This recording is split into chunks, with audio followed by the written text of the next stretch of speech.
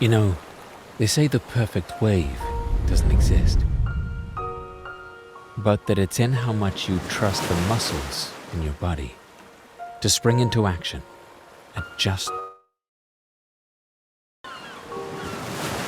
that it's in your fingertips where you first sense its energy.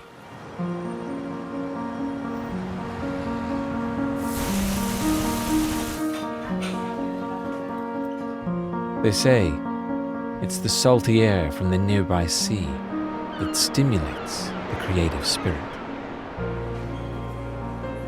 The same spirit that founded the International Court of Justice and the seat of government for one of the most prosperous and progressive nations in Western Europe. There is something about it, this place. And why are international businesses rolling onto its shores? Why do conferences become memories that live on in everyone's mind? And why are events here a remarkable experience? Like the waves we catch and ride every day. Perhaps because it's within easy reach from major capitals in Europe and close to one of the busiest seaports in the world.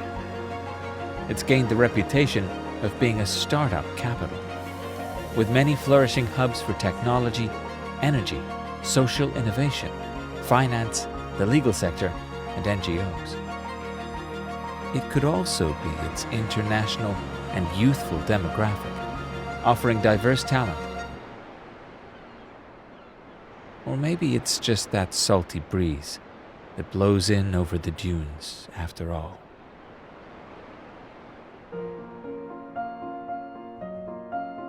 Whichever it is, we're here to help you become part of it.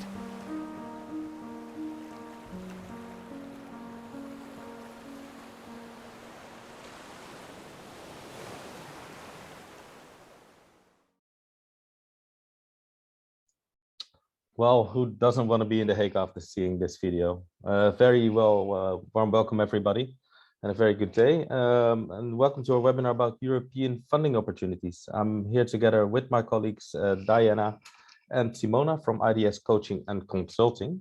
This webinar is organized by the Hague Business Agency, and for those who don't know us, we're a publicly funded organization that assists foreign companies, NGOs, and international organizations to the Netherlands and, well, The Hague in particular.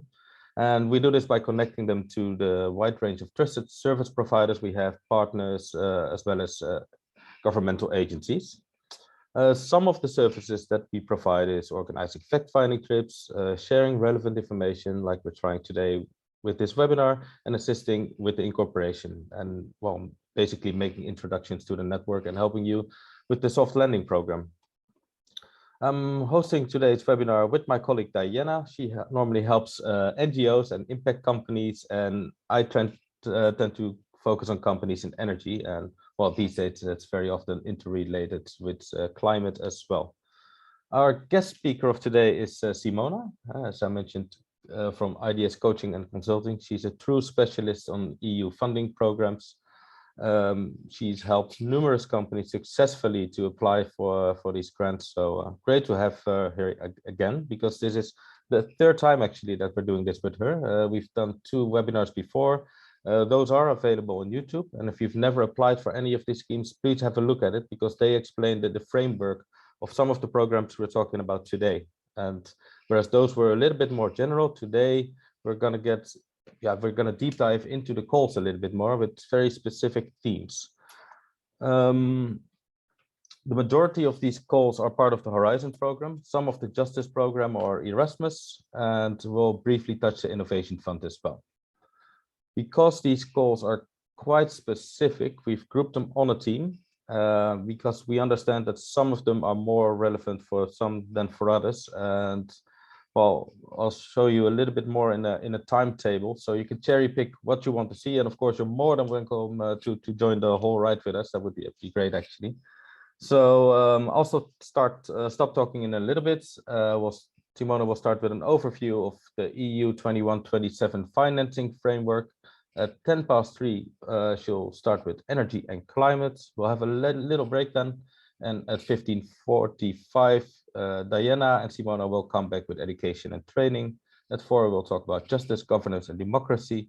And at 4:15, entrepreneurial ecosystems and innovation. And we'll try to close off the session at 4:30. Some practical matters. Everything will be recorded and made available on YouTube. We'll send you an email afterwards with the links and much more information as well. And you can drop your questions in the Q&A box. Please note that after each team, we'll do a little Q&A so we can stay on topic. So one after energy and climate, one after education and training, etc. So yeah, I guess it's time to start. So I'll give it to Simona from here. Have a good session. Thank you for the introduction, Philip. It is a pleasure to be here with you and with Diana for the third time.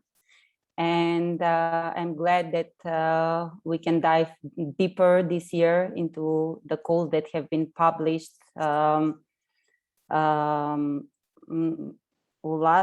last year, basically the new multi-annual financial framework. So the new multi-annual financial framework was published in 2021, and it will be completed by the end of 2027. It focuses on 7 major areas: single market, innovations, and digital. Then we have cohesion, resilience, and values, natural resources and environment, migration and border management, neighborhood and the rest of the world, and administration. So the total available financing for this, for the 2021-2027 period amounts to 1.1 trillion euros. And in addition to this amount, the Commission has allocated additional 750 billion euros, and with an aim to combat the negative effects of the COVID-19 pandemics. So the total amount of available financing for this period is 1.8 trillion euros for 2021-2027. So for today's workshop, there are many funds and topics available out there. So as it is, there are a wide range of opportunities, and we have limited time today. We decided to present 4 major topics: climate and energy, training and education, justice, democracy and governance, and entrepreneurial ecosystems and democracies. So at this time, as Philip mentioned, most of the available calls in the following months are from the Horizon Europe program. So that is why we chose to present them. But some of them will be, there are some other programs that we will briefly mention. So if you don't find anything interesting for you within these calls presented today, you can contact us. So we tell you more of what is available and maybe it's more relevant for you. So to allocate, just briefly before we start and diving into the details, in order to allocate relevant calls, you can all go to the funding and tenders portal of the European Commission, and then you can find the active calls and also the forthcoming calls. The website is updated on regular basis, so make sure to check it every once in a while if you want to find relevant financing opportunity. So today we are going to start with the energy and climate sub-program climate topic, and we are going to present multiple calls, and these calls are grouped under 2 major sub-programs.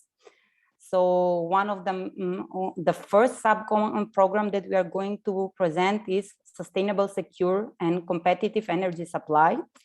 The program aims to develop affordable, secure and sustainable renewable energy technologies and services to improve the competitiveness of the organizations within these sectors in the global value chains.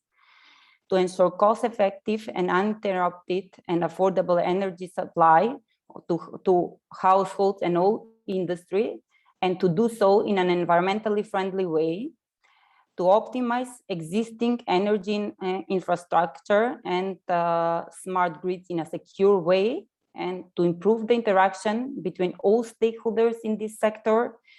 And last but not least, to accelerate the development of carbon capture, usage, and storage technologies. Under this program, there are multiple available calls, so you can type in the name of the program, the sub-program in the search option, and then you can check also the other available calls on the topic. All of the calls that I'm going to present today have a deadline of the 26th of April 2022. So if you decide to apply, there is sufficient time to prepare yourself for the applications. So the first call that we are going to present today is the interoperable solutions for flexible services using distributed energy storage. The main goal of the call is to launch a new generation of energy management systems to provide hybrid energy storage systems such as electric vehicle batteries, home batteries, or connection with the heat pumps that can work as a conventional battery energy storage systems and can provide better performance. Another goal is to create common protocol between the key stakeholders in the electric vehicle community that should connect different storage applications. And one of the most important goals of the call is to validate and demonstrate new solutions, meaning that you within this call, you will need to do pilots, and the requirement is to do 2 pilots. And last but not least is to encourage European citizens and businesses to start thinking about on the topic of energy storage. So the budget for this topic is 7 million euros, and the budget available per applicant is 2 to 3 million euros. This is this is not a strict budget. So this is a recommended budget by the Commission per applicant. So you can decide to apply for below 2 million or above 3 million euros. This is just a recommended amount by the Commission, but it's not strictly defined by the.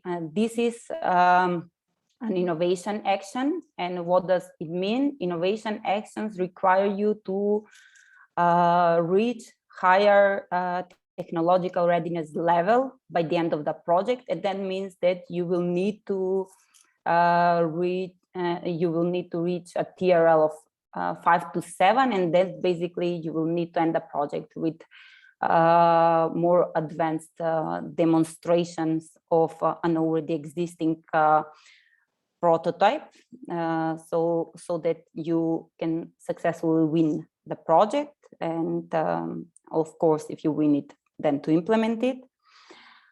I will speak more about the other eligibility criteria once I present the other calls, because since they belong under the same horizon, same program, they share some similar characteristics. Another call which belongs under the same sub-program is a demonstration of innovative forms of storage and their successful operation and integration into innovative energy systems and grid architectures. So the main goal of this call is to demonstrate innovative storage technologies that go beyond the state of art. And going beyond the state of art means that you will need to demonstrate something that is significantly different from the existing technologies or brand new thing.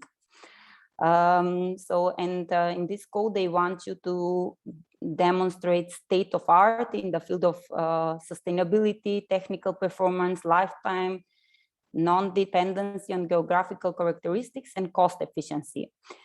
The other goal of this call is to increase availability, robustness, and safety of energy storage technologies, to reduce losses and improve the environmental footprint of the energy systems, to contribute towards the improvement of the already established European storage value chains, to demonstrate successful business cases and systems designs for energy storage, to ensure the compatibility of systems and standards, so for better distribution of energy storage.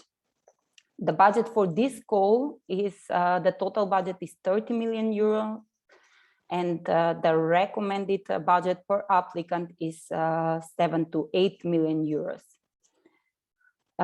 Similarly, like the other call, you will also need to reach higher technological readiness level 6 or 7. That means small or large scale demonstration of the technology within the project duration. So that means that by the end of the project, you do not need to start with demonstration. So you can start with earlier phase.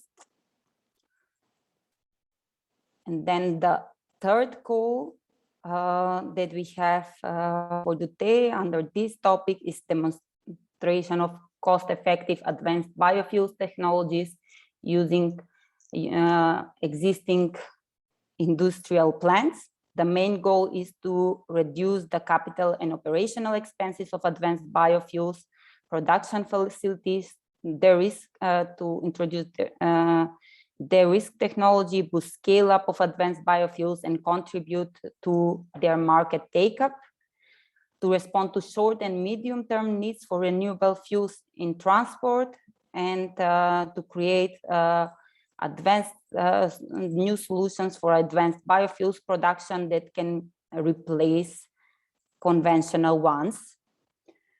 So the budget for this call is 20 million euros, and the budget per applicant, recommended budget per applicant is 10 million euros.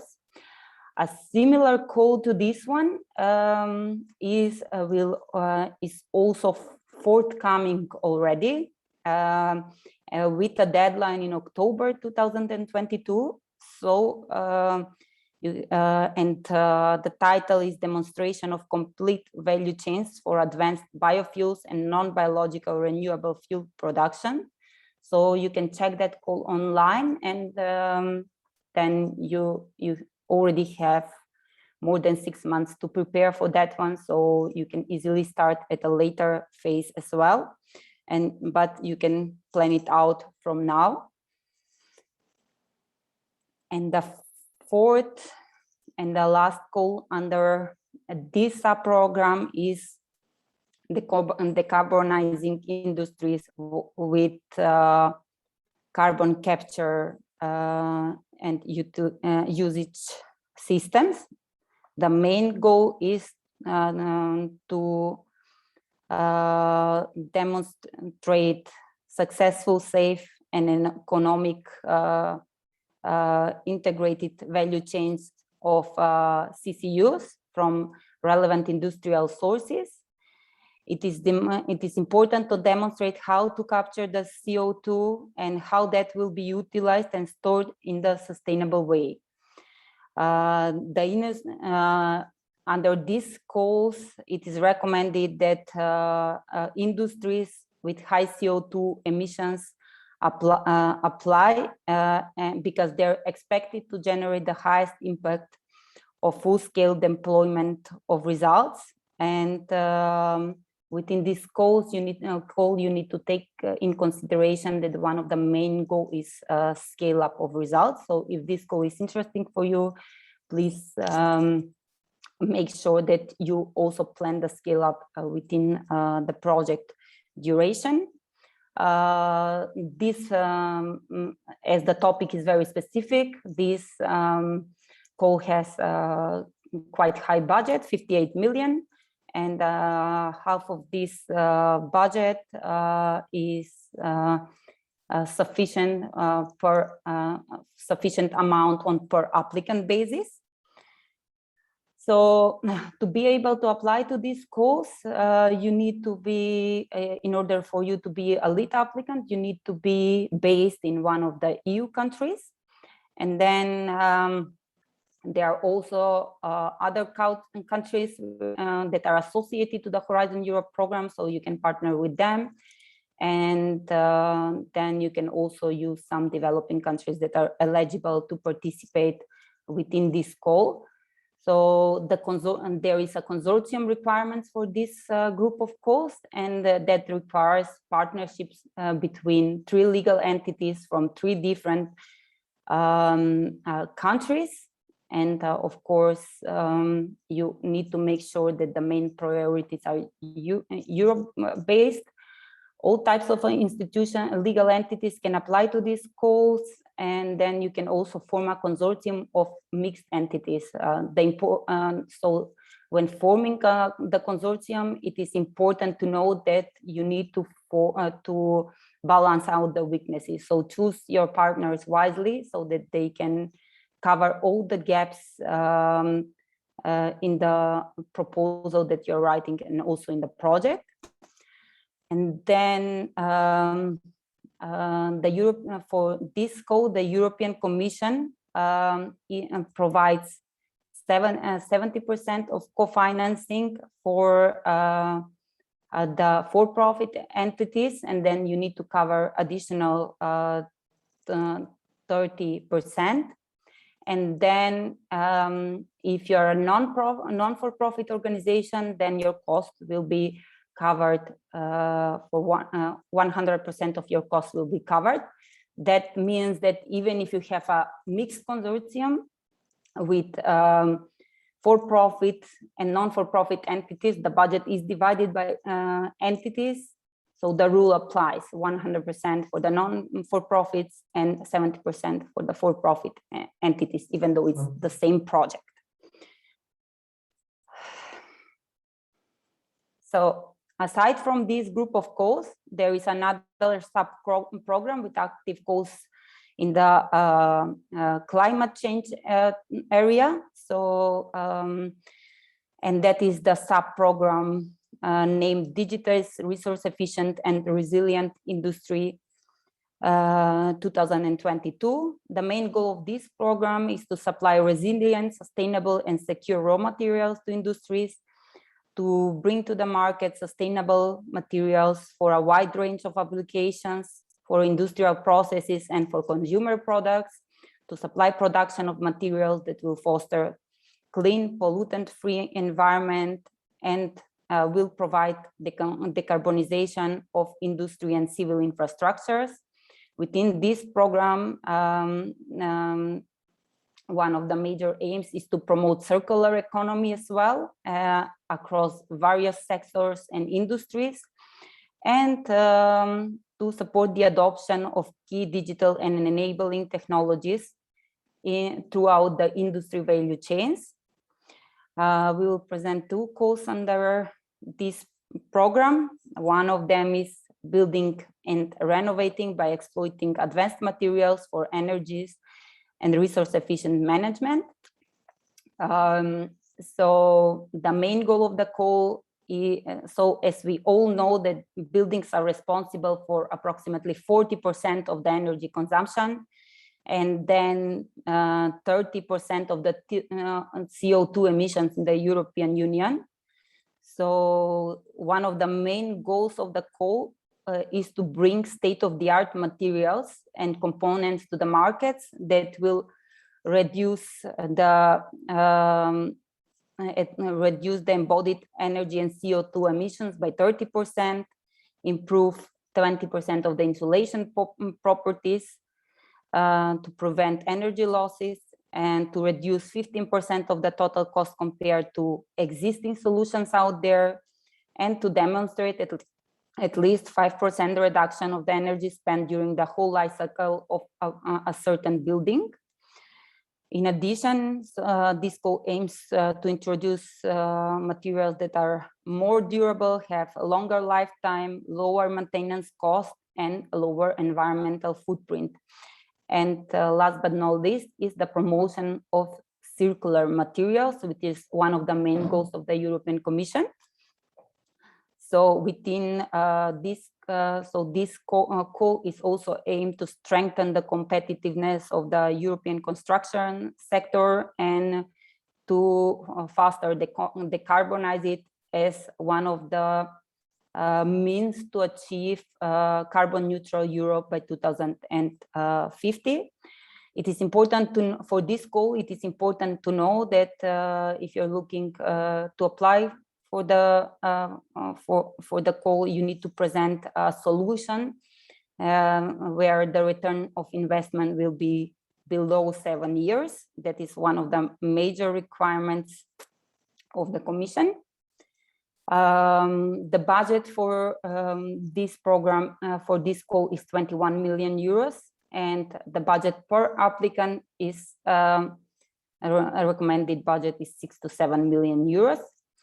The same rules apply as this is also a Horizon Europe call. In terms of partnerships, you will need 3 partnerships, and the same eligibility criteria apply in terms of countries. As this is also an innovation action, you will need to reach higher technological readiness level, then you will need to end up the project with some demonstrations of the technology or with pilots.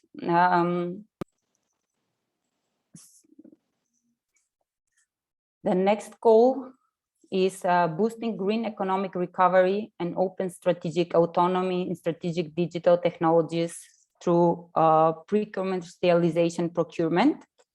The main goal of this call is to bring to the market new green and digital solutions that will improve Europe's resilience, to promote solutions that will contribute towards circular economy and combating climate changes, to promote solutions for modernization of the public sector through digitalization, to drive innovation and increase resilience of the public procurement sector by involving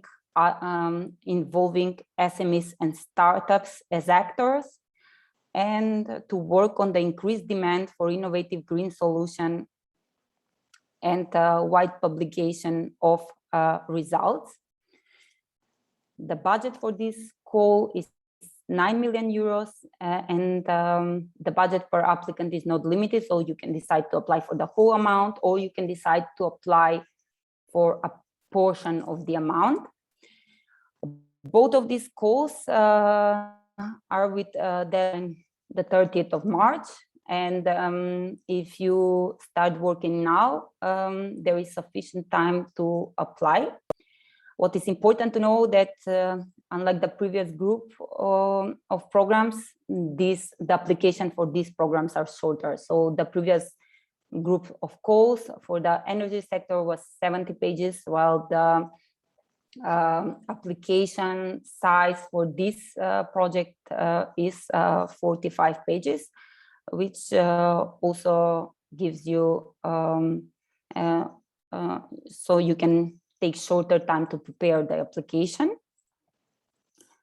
All of these calls belong under the Horizon Europe program, which is one of the biggest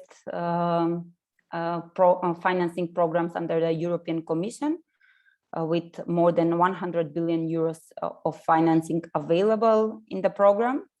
So you can also, if these calls are not good fit for you, you can check other opportunities within the Horizon Europe programs or within these 2 sub-programs already mentioned. Or the other option is to explore the Innovation Fund. We already had a webinar about the Innovation Fund, so you can check the webinar to understand the topics and the eligibility criteria for the calls. So there, at the moment, there is an active call for the Innovation Fund, and that is the large-scale partnerships, and the small-scale partnership call should be launched soon. So you can check that program on the funding and tenders portal as well. And another program that is not does not have active calls at the moment, but will have active calls in a couple of months, is the LIFE program. And if you're working in energy or climate changes, please check the LIFE program, because there are many available topics that may be relevant to your organizations or a project that you're working on. So, and of course, the last option is if you have already a project, but you don't know what is the most relevant financing opportunity for that particular project, you can always contact us and we can provide more information.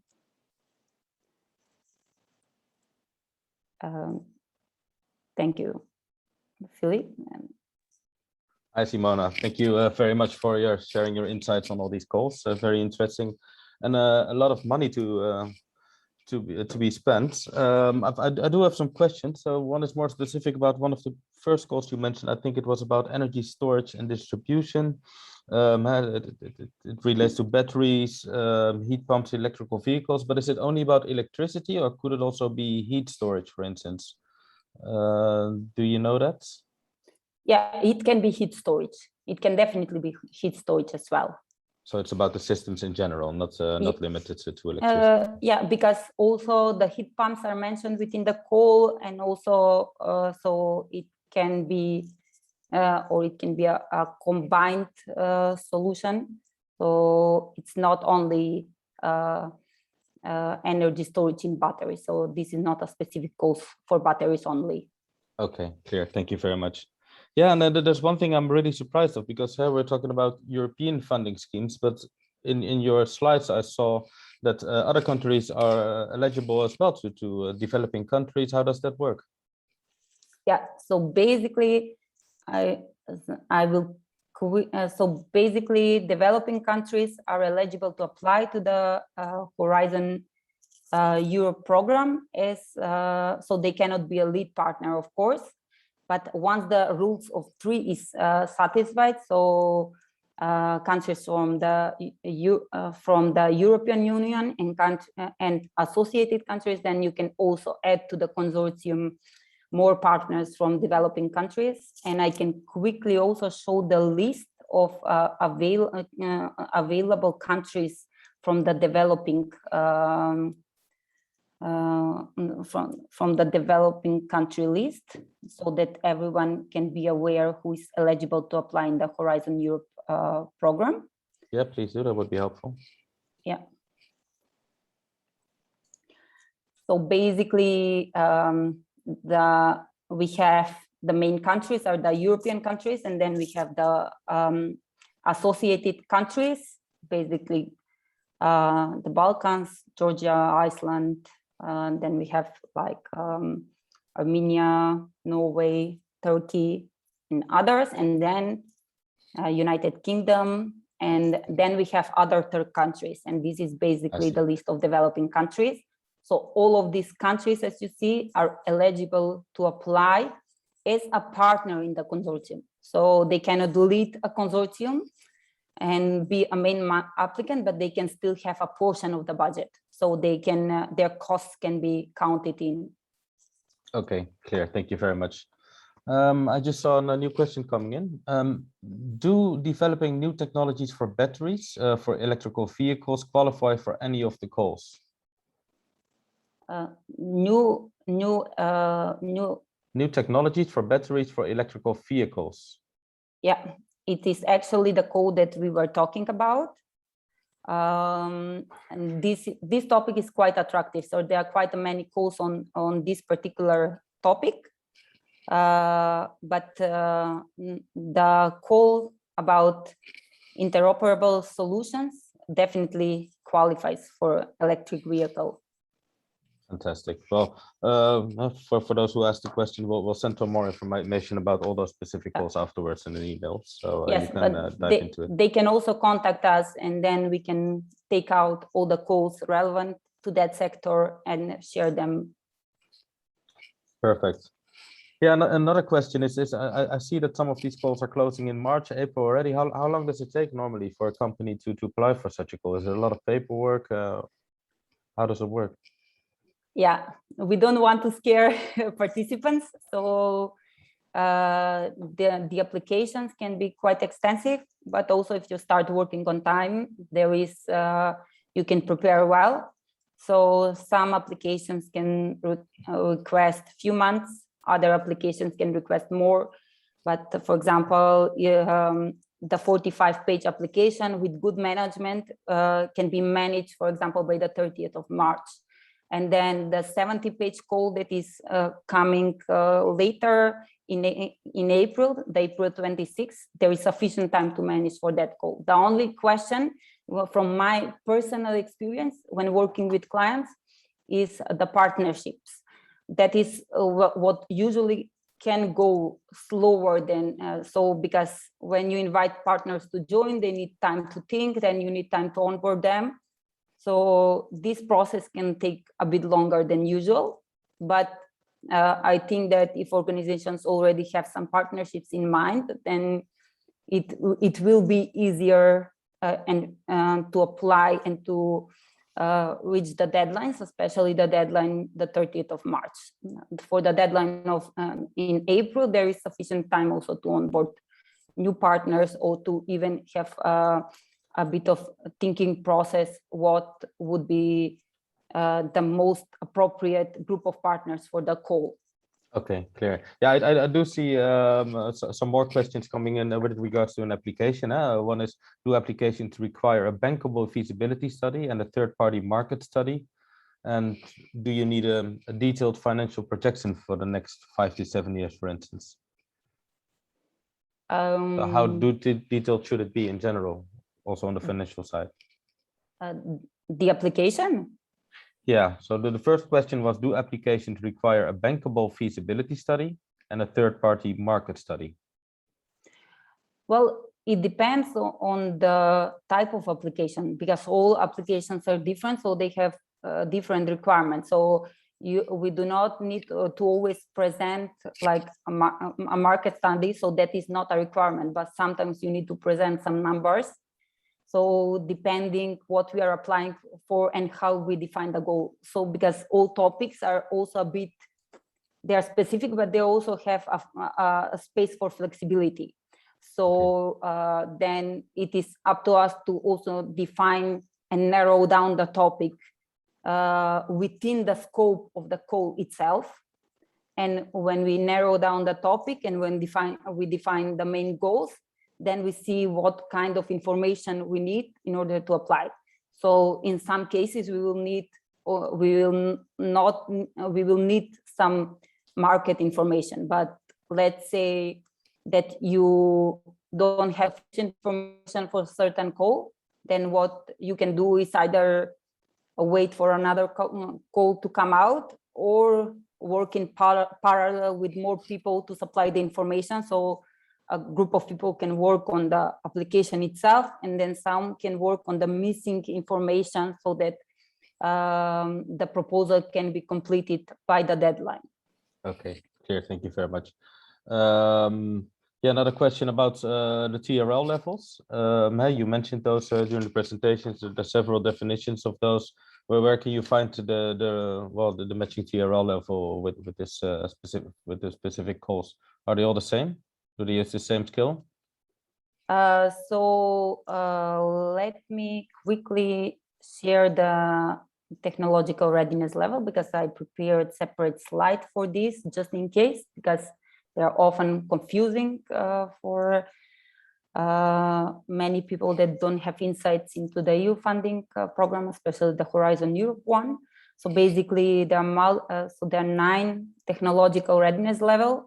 And the first 3 technological readiness level have to do more with research. So, and then as we progress through the technological readiness level, there is also more development. So the 4 and 5 are validation, and then the rest is demonstration. And usually within each call, there is a range. So they can either say within this call, you need to start from TRL 4 and reach TRL 7, just as an example. Or another way in which they can describe that is you need, they don't tell you where to start, but they say by the end of the project, you will need to reach a TRL 6 or 7. Or the other option is that they don't mention the TRLs, but sort of throughout the text, they use the terminology. So they say by the end of the project, you need to have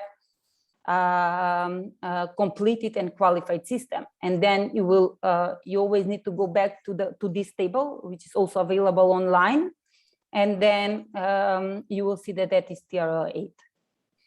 Okay, thank you very much. All people should, all applicants should be careful on the technological readiness level, because if you propose activities that are below the requested technological readiness level or above, these activities can be cut out of the project, or the project will simply lose too many points and will not, and the financing will not be granted.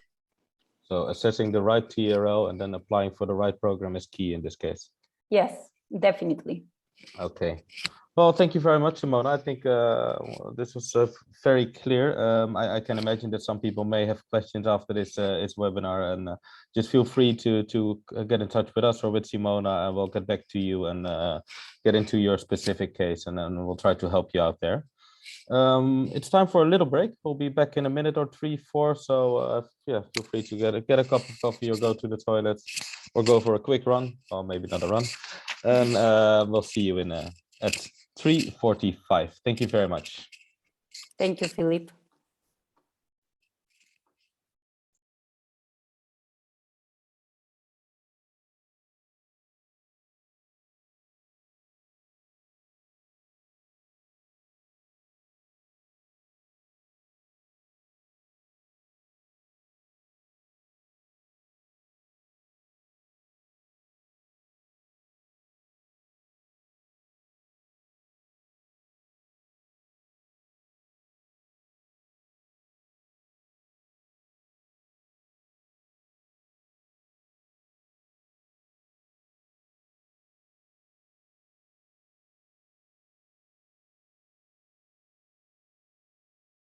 After this short, I'll start again, the recording just started. So welcome back after this short break. And to those of you who are joining us for the second part of this session, a very warm welcome to our webinar, Access to EU Funding. I'm Diana Eggleston. I'm the business advisor, impact economy and NGOs at the Hague Business Agency. And together with my colleague, Philip Mulder, who's responsible for the new energy sector, and EU funding consultant Simona Turpovska, I'm hosting the session. So in this part, we will hear about 3 themes and the opportunities for EU funding. Those are, as you can see on the program, education and training, justice, governance and democracy, and entrepreneurial ecosystems and innovations. We would like to invite you to not be shy. Please post your questions in the Q&A session. You see the box at the bottom of your screen. The session is recorded, and we will send out a link to the recording as well as some overview slides with links to the calls we're discussing after the webinar. So without much further ado, I'll hand over to Simona.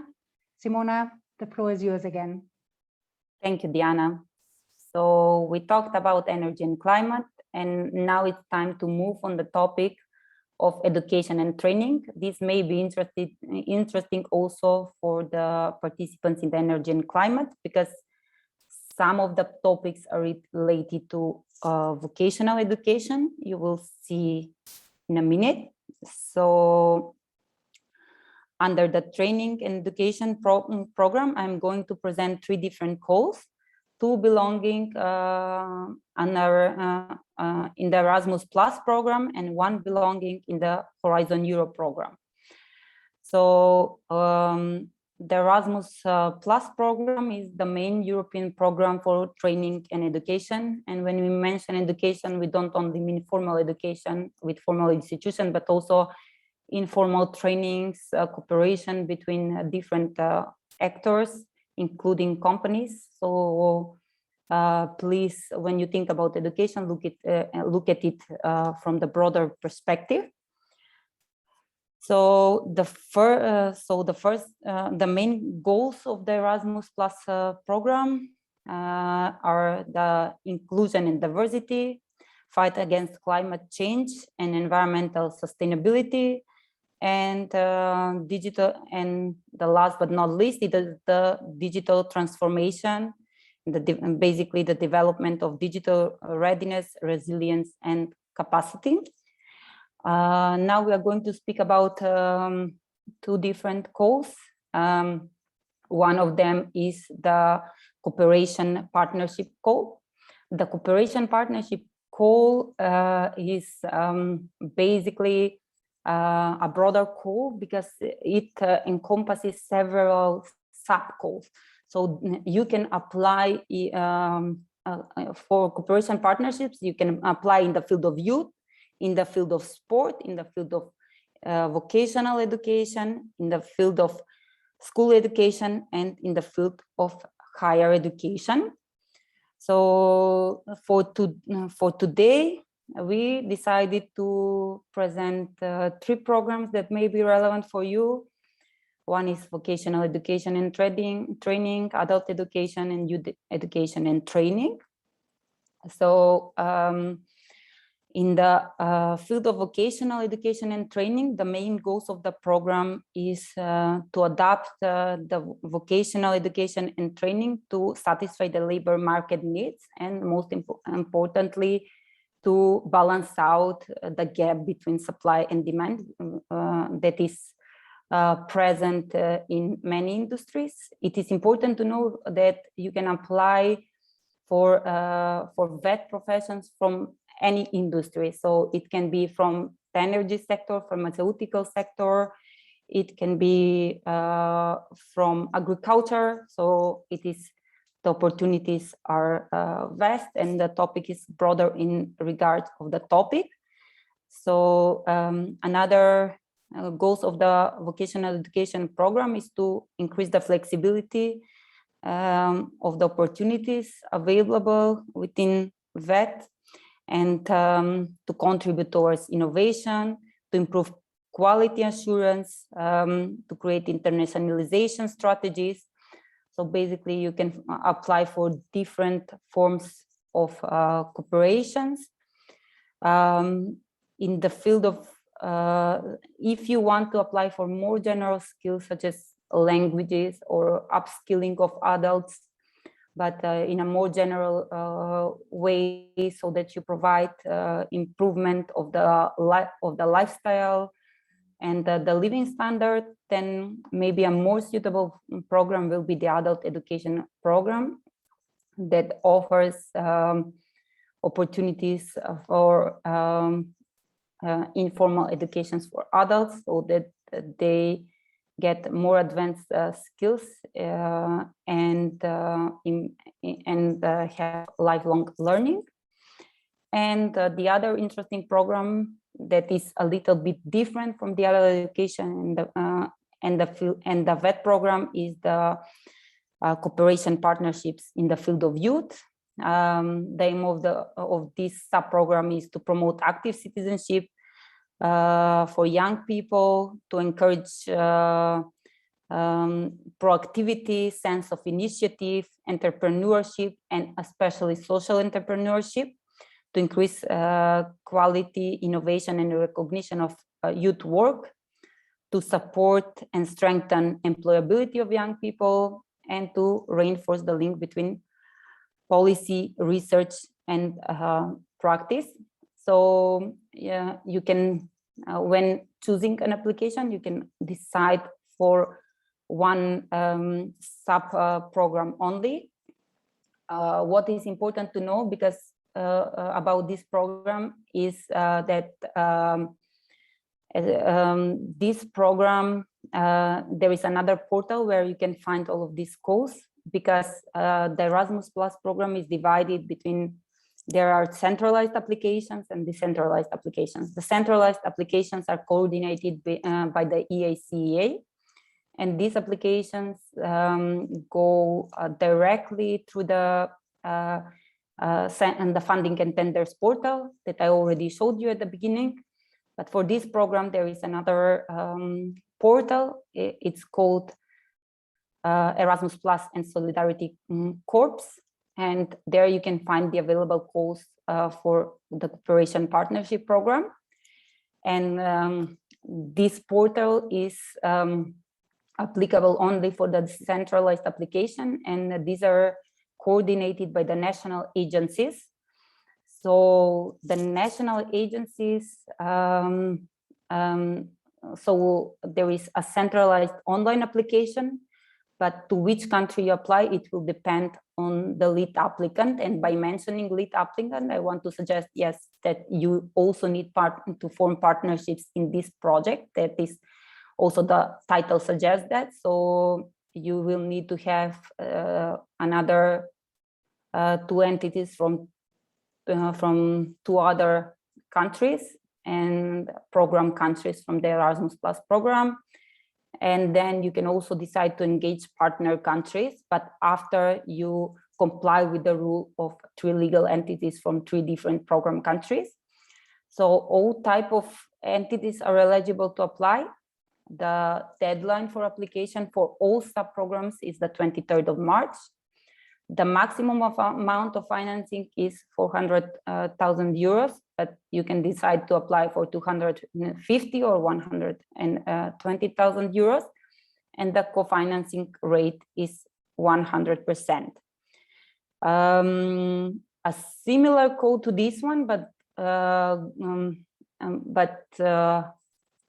in some terms, but different in others, is the capacity building code. The capacity building code belongs under the centralized European application system. So you can find it in the funding and tenders portal. It is under the same key action as the previous one, and that is cooperation for innovation and exchange of good practices. This code has also several available sub-codes. So you can find sub-codes in the field of vocational education, in the field of youth, and in the field of sport. So one of the main goals in the field of vocational education is to reinforce links between third countries that are not part of the program countries, to increase the capacities of VET providers in the field of management, governance, inclusion, quality assurance, innovation, and internationalization, to improve technical, managerial, and pedagogical skills of VET trainers, to foster cooperation across different regions across the globe. And when I mention across the globe, you hear well, because this call is open for all partner countries. That means that you can partner with any other so the lead applicant needs to be from a new country, but you can partner with any other country to establish cooperation. And the idea behind this code is also knowledge transfer. So if you apply from a more developed country together with a less developed country, you can easily do a knowledge transfer. So that and increase and that will also foster cooperation between EU and non-EU countries. Similar goals are also there in the field of youth. So that will in the field of youth, so to foster cooperation with international players, to raise capacity for organizations, to transfer knowledge, to increase employability. Special attention is given to young people with fewer opportunities, and the main goal is again to foster cooperation between EU and partner countries. So within these goals, minimum 2 partners are required from partner countries, and the number of partner countries should not be lower than the number of program countries. The financing available is also 400,000 euros, and the co-financing rate is 80%, which means that you need to co-finance 20% of the proposal. So when applying to this call, and under the Erasmus Plus program, there are also many other calls, so you can just type the program in and all available calls will come out to you. If you have any questions, you can always contact us and we can provide you more information about your project. And the last call under this section is Education for Democracy. And within this section, this is a call under the Horizon Europe program. And it's under the sub-program Reshaping of Democracies. The aim of the call is to build robust evidence base for redesigning curricula in the field of democracies, to design new toolkits that will include humanistic and civil aspects of education, to promote active democratic citizenship and to strengthen democratic processes. The budget for this call is 9 million euros, and the applicants are expected to apply for 2 to 3 million euros. Since the same rules, since this is a Horizon Europe call, the same rules apply in terms of consortium partners and eligible countries, and the same co-financing rules as well. I think, Diana, now we can continue with a Q&A session for the education and training before going to education justice and to the justice program. Yeah, actually, I have a question here through another channel, Simona. So you're talking about program countries and partner countries. This is, I think, clear on the partners for the proposal, but what about the implementation of the projects? Can you share a little bit how they can, whether they can be implemented in any country around the world, or do applicants also need to keep in mind the program or partner countries? Because the lead applicant will come from an EU country or from the program country, that will mean that part of the activities will be implemented in an EU country, but part of the activities can be also implemented into the partner countries. So meaning they can, especially in the capacity building call, the aim is also to do some work, to do actually most of the work in the partner countries. So it really depends on the call, but let's say if we compare the two calls that we already mentioned, the cooperation partnership call is expected to have some more balanced out approach where there is a European perspective overall, but still that doesn't exclude conducting activities outside of the EU, so they can be also conducted in a partner country. And actually I had this such case where we had a partner country in the consortium, and then part of the project actually started this January, and part of the activities will be implemented in a partner countries, in a partner country. So that is actually applicable in this call.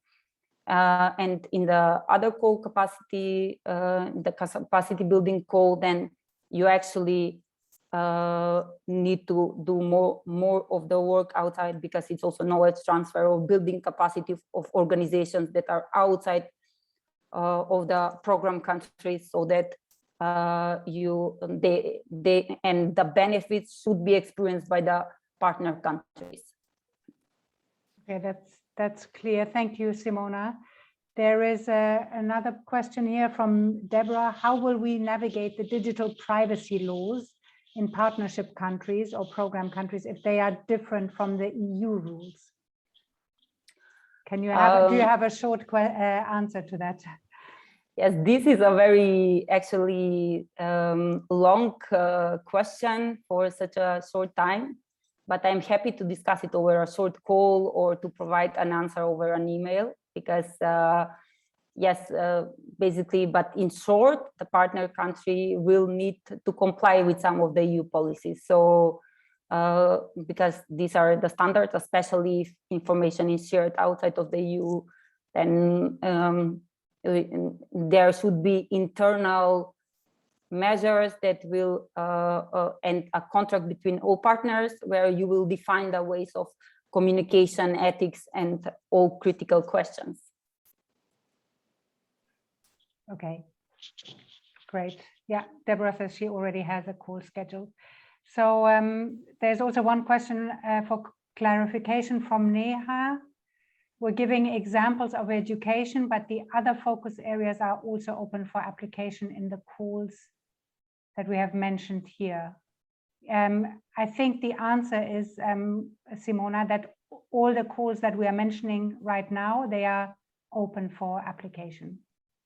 Yes, they're at the moment they are open for application, and there are also so other calls that are also open on these topics. So you can just go and type the program in. You can see all the Erasmus Plus program, all the Erasmus Plus calls available, and basically most of them are concentrated in the first half of the year. So it is a good time to go and check all calls if this is a topic of your interest. Yeah. Okay, I think what we will do is we have a question that is probably general for most of the topics that we'll discuss this afternoon, which is how much time do we need to prepare for Horizon Europe Erasmus Plus Justice application? But maybe I will save that, park that actually to the very end, because I think it will be relevant for the three topics. I want to be sure that we get enough time, Simona. So do you want to move on to the next topic of governance, justice, governance, and democracy, please? Yes, let's move to the next topic and we will answer that question later.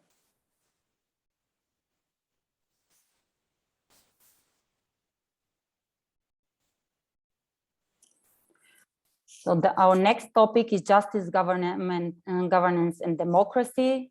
And we are going to present one call under the justice program and then two calls under the Horizon Europe program. So the justice program is a separate program aimed only for the justice sector.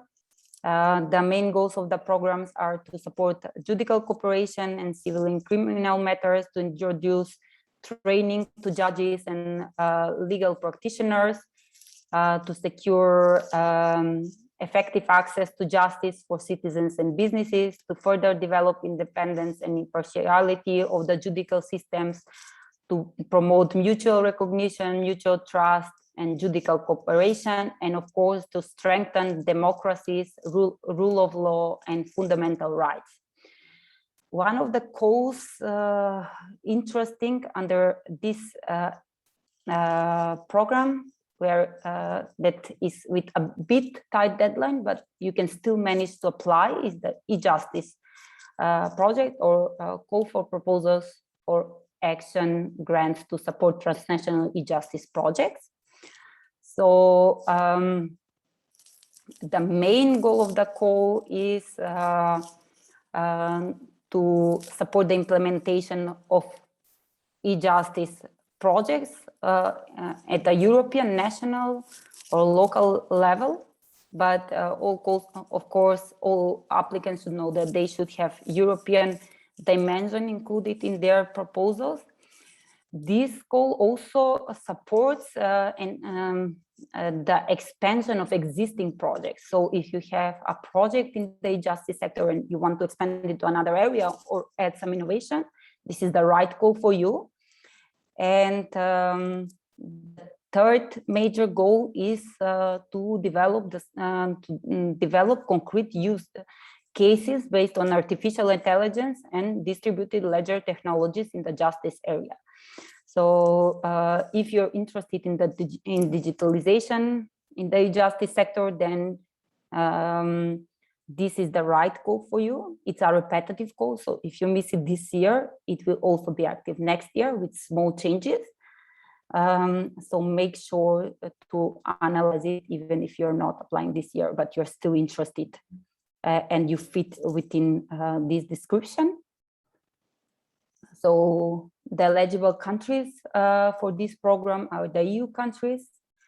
The application deadline, as we said, is the 15th of March. So the consortium requirements are a bit specific. So if you're an NGO, you can decide to a non-profit organization, you can decide to apply alone. But if you are, for example, an IT company looking to do some work in the digital sector, in the judicial sector, you will need to first, you need to partner with a non-profit organization, either an NGO or an institution from the justice sector, so that you're eligible to apply. If you're a for-profit organization, you cannot by yourself apply alone to the call, you need partner. And then there is a wide range of financing available. So you can apply anywhere between 75,000 euros and 2.8 million euros. So make sure that you choose a budget relevant to the scope of your proposal and to what the weight of your proposal. Because you will also, the higher the budget, the more complex and more detailed application you will need to prepare. And then be aware that these the calls under the justice sector are usually published within at the end of the year, and the deadlines are mostly based within the first quarter, first half of the year. So make sure to follow this if this is a topic of your interest.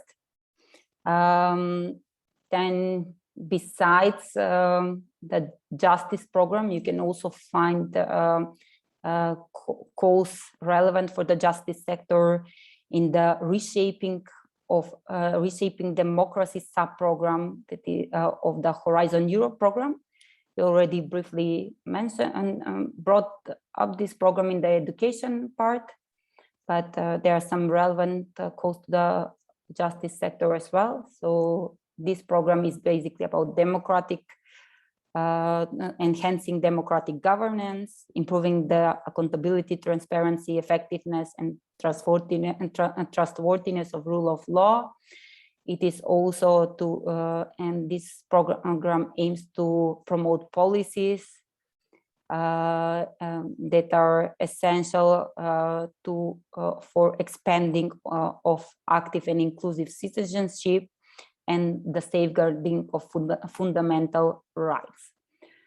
One of the calls under this program is global governance for a world in transition, norms, institution, actors.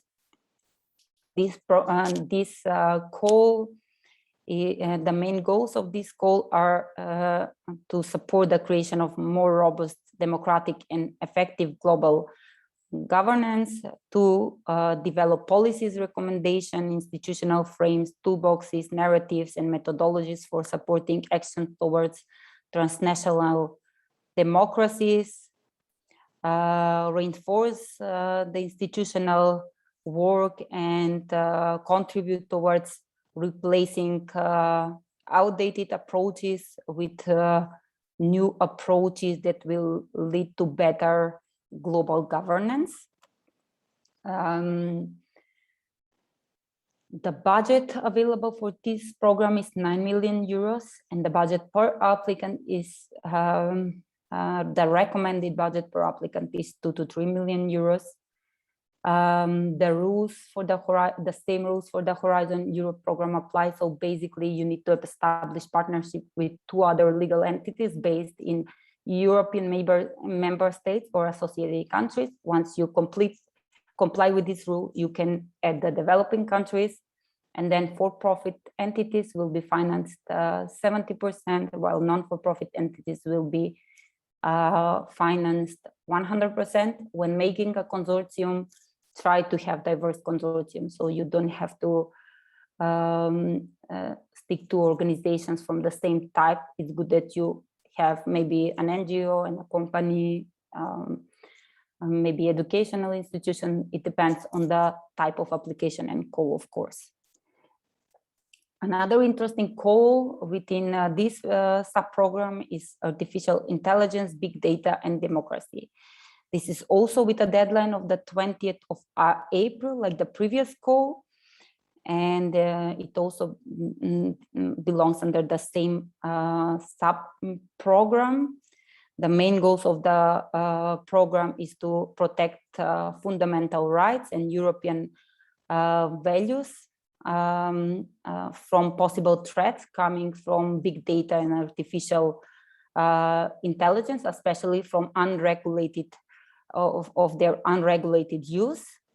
And the call aims actually to explore the potential of artificial intelligence and big data, and to explore how they can be used to reinforce fundamental rights and European values, to examine the effectiveness of existing protocols and regulations in this particular field, to introduce new approaches about big data and artificial intelligence, and better approaches on how to regulate them. And last but not least is to explore innovative uses of artificial intelligence and big data as a means to enhance citizen engagement and democracy. This call has a similar budget, so 9 million euros, and the expected budget per applicant is 2 to 3 million euros. Both of these presented calls under the Horizon Europe program have application page limit of 45 pages. So there is sufficient time to start preparing them. Then if some of these codes is not suitable for you, check the program Shaping of Democracies, because they also have several other calls that unfortunately, because of the limited time today, we cannot present them. But if you have any questions, you can always email us and we will provide you with answer as soon as we can. Now, Diana, we can move on with the Q&A session for this particular section. Yeah, actually, one important question is here that I received, how and where to find the relevant partners, because you mentioned a few times, ideally they are from different sectors. Actually, this is also very much aligned with the Dutch famous triple helix model of innovation, where academia, the public and private sector work together. So where, if someone wants to really meet this deadline of end of April, where can they find the right partners, given that that's quite a lengthy process? Yes, so one way to find partners is first to check your network. Maybe you have someone interested or someone who is already working in the same area as you do, and then together you can create synergies. Then the second approach is to check the online platform. So when you open the call online, you can, or you will, when you scroll down, you will find organizations looking for partnerships, and then you can also check the organizations. I had a case recently where we needed 2 extra partners in the consortium, and we onboarded them actually from the list of organizations looking for partnerships, because they actually were able to cover out to cover our gaps. So please check the list, because if they already listed themselves as an organization looking for partnerships, they will also reply faster, and then you can onboard them faster. So you don't have to lose so much time in the onboarding process. And then, of course, you can also post your own partnership requirements, and maybe someone responds to your partnership requirements. There is a specific web page where you can also look for partners or post or make a post that you're looking for a specific type of partner. And then, of course, if you already have some network in your area, you can also communicate with partners. Maybe if they cannot participate in the project, they have someone who is relevant for your application. So be proactive. Okay, that's helpful, Simona. And I just want to make the comment to my team. Let's put a link also to where to find these partners in the follow-up documents that we send.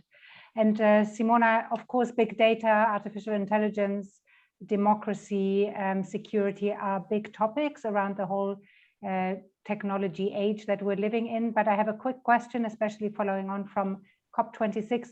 Are there currently calls or upcoming calls on climate justice? Because I know this is a very interesting topic to quite a few of our participants. So can you just briefly tell us whether there's anything happening? Actually, in 2021, there was a call under the LIFE program about climate justice.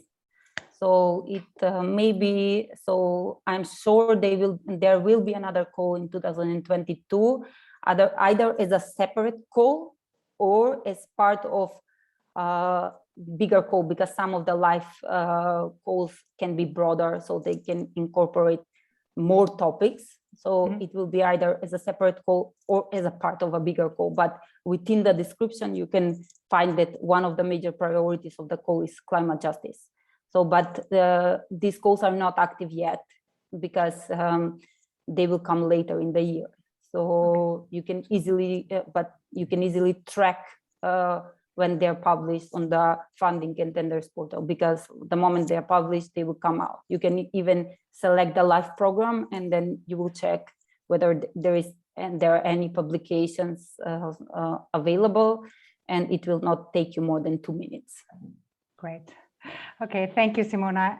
Let's move on to our last topic, entrepreneurial ecosystems and innovation. And then we'll close with another Q&A session. So please collect your questions, everyone. Thank you, Diana. So the last topic for today is entrepreneurial ecosystems and innovation. Within this section, we also chose 3 different calls, and from 2 different sub-programs. One of the sub-programs is, the first sub-program is Interconnected Innovation Ecosystems, which aims to create interconnected, inclusive, and more efficient innovation ecosystems across Europe, and to strengthen the existing ecosystems and to involve and support new, less advanced stakeholders and less innovative territories. So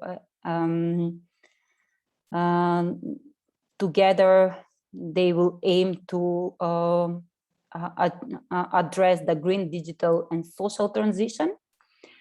One of the calls within this sub-program is integration of social innovation actors in innovation ecosystem. The main goals of the program is connection between social innovation actors, and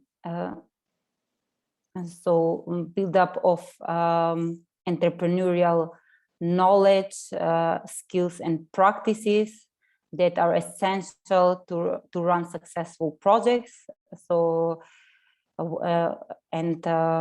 another major goal is wider access to alternative means of financing, which is important for any innovative institution, and especially in the field of social innovation, which is often key topic, and many social innovation actors do not have sufficient financing. So this call aims to address that. And it is aimed to provide tested innovation models that can be later scaled up and replicated and will be available for widespread use. The target group for this call are social innovation actors, social entrepreneurs, SMEs, startups, accelerators and business incubators, investors, industry actors, foundations and philanthropy societies, universities, research, public-owned enterprises. So you can, since this is a Horizon Europe call, you can aim to create a mixed partnership between several of these actors so that you can cover more areas. The budget for this program is 3 million euros.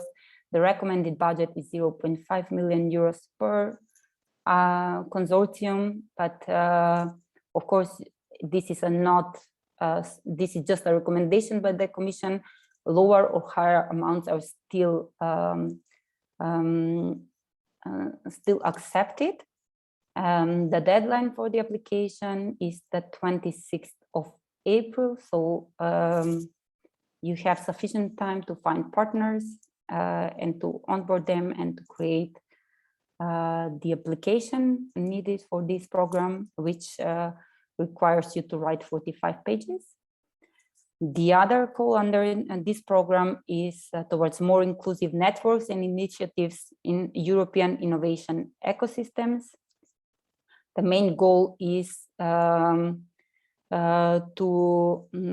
increase the inclusiveness of different innovation actors by including actors from also less developed EU and associated countries and territories to interconnect European innovation ecosystems so that innovative organizations can scale and deploy their innovative solutions faster. And one of the major goals under these topics is to reduce the innovation divide in Europe between different countries and territories, and to promote inclusiveness and connectivity. This is of crucial importance because a joint action is needed so that we provide sustainable growth and economic development in Europe. The target group for this call are public, national, regional, or local authorities, private organizations, public-owned enterprises, professional associations, clusters, accelerators, innovation hubs, incubators, technology parks, and any other representatives that lead initiatives, networks, and in the field of innovation.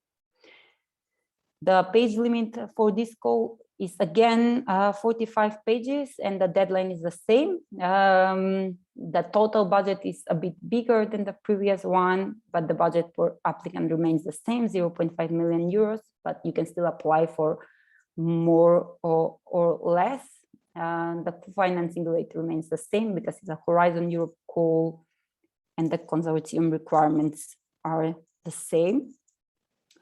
Another program interesting for organizations working in the sector of entrepreneurial ecosystems and innovation is elevating the scalability potential of European businesses.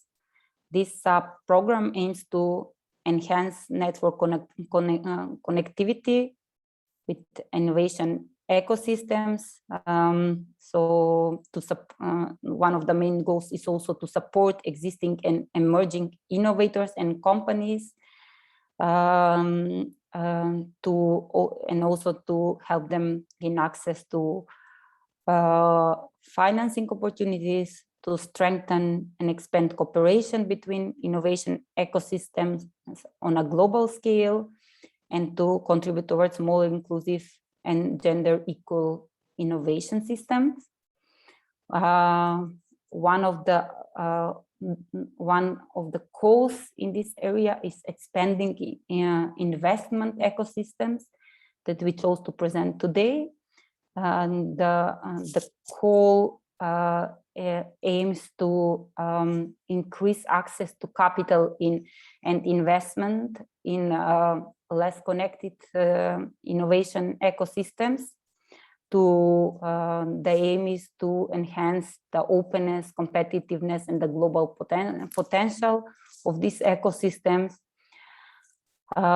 This goal aims to increase venture investments and foster faster growth of startups in less connected and developing innovation ecosystems.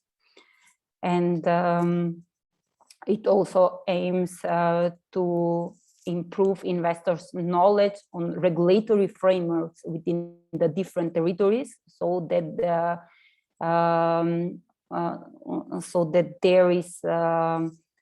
they have access to knowledge and they're able to support cross-border ventures and their access to new markets. The target group for this call is our business acceleration providers, such as incubators, accelerators, company builders, innovation agencies, business clubs and networks, public and private venture capitals, and their networks, national and regional promotional banks. This program has available financing of 5 million euros, and the recommended budget per applicant is 1 million euros. The deadline is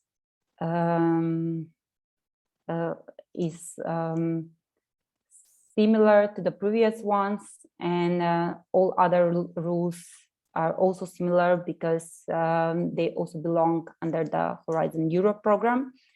It is important to know that these two sub-programs that we mentioned today have also other available calls with different deadlines. So you can also type the name of the sub-program in the search part or in the funding and tenders portal, and all available calls will be listed. So if any of this is not relevant to you or is half relevant, please check the others, because some of them maybe perhaps will be more relevant to you. For today's webinar, we needed to make selection, and then you always have the option to contact us, and then we can provide you with suggestions related to your projects or to your preferences.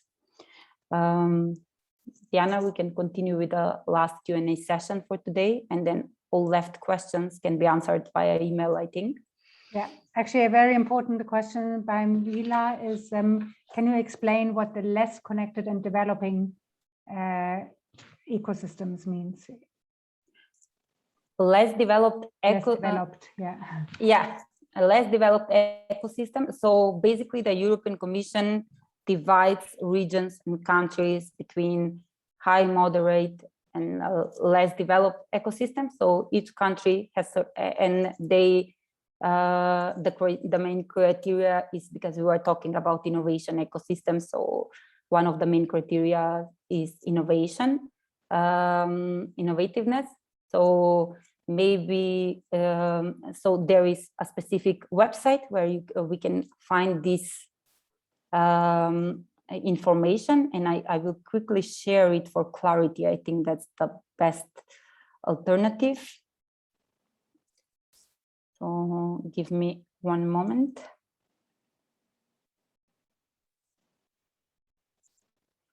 So there is the, for all calls that I mentioned just now, and I described them, there is a website you need to refer to, and it is the European Innovation Scoreboard.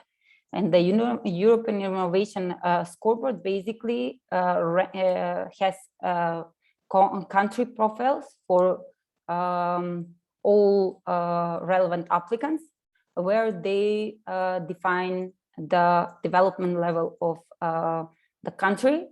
And because all of the three codes that we mentioned require that you include moderate or lower innovation countries. So when choosing a partner, you need to check this list.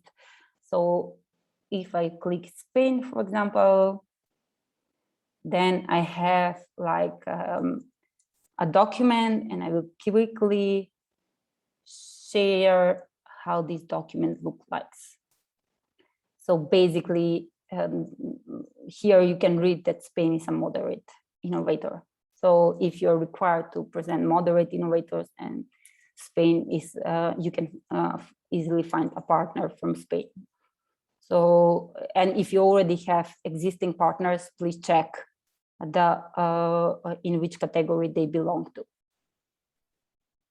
Great. Okay, we will actually add a link to this as well, to the scoreboard for everyone. So just the last question. I see we're just a few minutes over time. Simona, a pressing question, I'm sure, to a lot of these participants today is, how much time do we actually need to prepare such an application? Well, Diana, it depends on the time. So, and on the complexity. If you apply for higher budget, of course, you will need more to provide more details, so you justify that budget. But on average, I would say the 45-page application, you will need, for example, 2 months to prepare it, so that you also have time. If you have more, that it's okay, but we need at least 2 months to prepare a good application. So that we can also go back and forth, do a little bit of fine tuning, because that's also important. Language, structure, everything is important. So if we are doing it for a shorter period of time, then some of the steps will be missed, and it's not always guaranteed that you will be refused for financing. But my experience shows that if you do more of fine tuning and you dedicate more time to the application and you don't submit it last minute, then you have more chances of winning the application for the first time, especially in the Horizon Europe calls, because they have they're the most competitive calls. So I would recommend that at least each applicant dedicates full 2 months. Sometimes it's manageable for less, but it's on per case basis. It very much depends. Okay. Well, thank you, Simona. Thank you, everyone, for joining us today and for engaging with your questions. Simona, thanks for the great, rich content as always. We will send a link to the recording. We will send some summary slides with the relevant links that we just mentioned. And I also wanted to just bring to your attention a save the date for the next seminar that is already scheduled for March 17th. We will host this together with Deloitte, and it's on the new EU CSR directive, the European Corporate Social Responsibility Directive, which will come into force in 2023.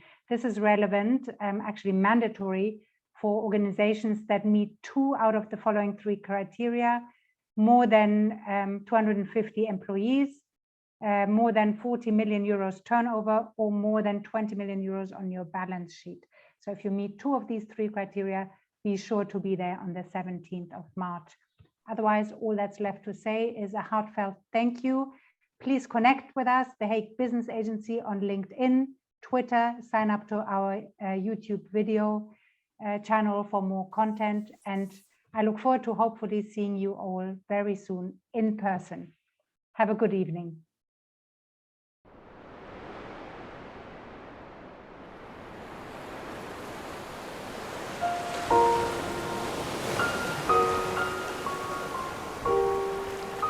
You know, they say the perfect wave doesn't exist,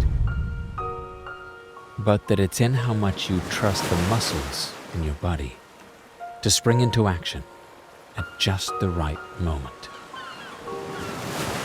That it's in your fingertips where you first sense its energy.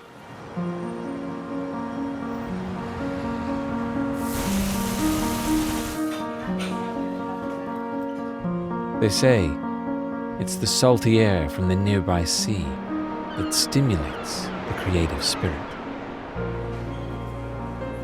The same spirit that founded the International Court of Justice and the seat of government for one of the most prosperous and progressive nations in Western Europe.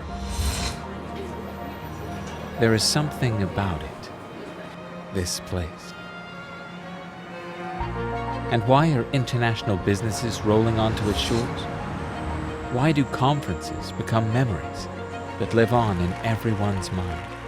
And why are events a remarkable experience, like the waves we catch and ride every day? Perhaps because it's within easy reach from major capitals in Europe and close to one of the busiest seaports in the world. It's gained the reputation of being a startup capital, with many flourishing hubs for technology, energy, social innovation, finance, the legal sector, and NGOs. It could also be its international and youthful demographic, offering diverse talent. Or maybe it's just that salty breeze that blows in over the dunes after all.